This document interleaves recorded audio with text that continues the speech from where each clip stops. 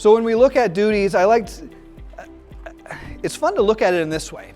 You have things that you can do as a board, and you have things that you must do as a board.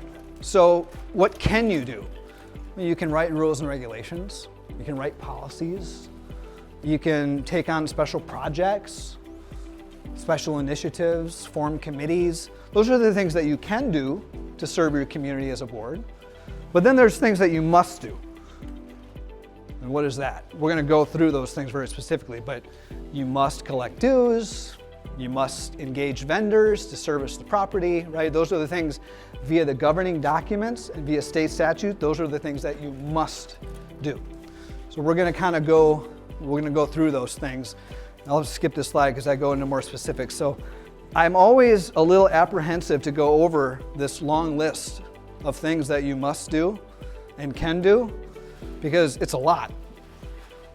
It's a lot. Because remember, in the state of Minnesota, as a board, you are the representative of the community, and you have to do all of these things for the community.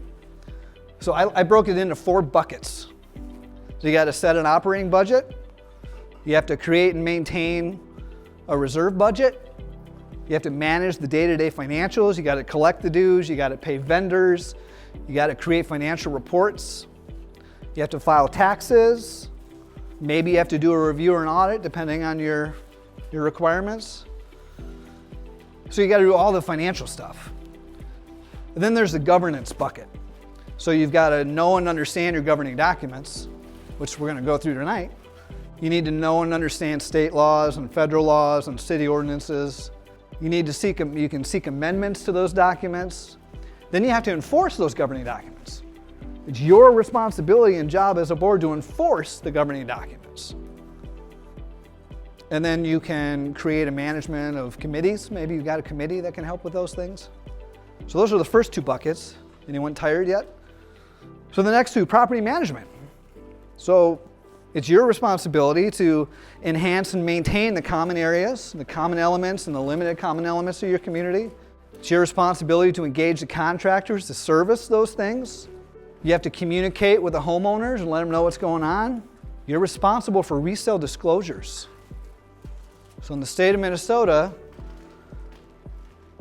the seller has to prepare and provide to the buyer a disclosure package, a resale disclosure certificate, the governing documents, this package. You are responsible as a board to facilitate the seller giving that to the buyer.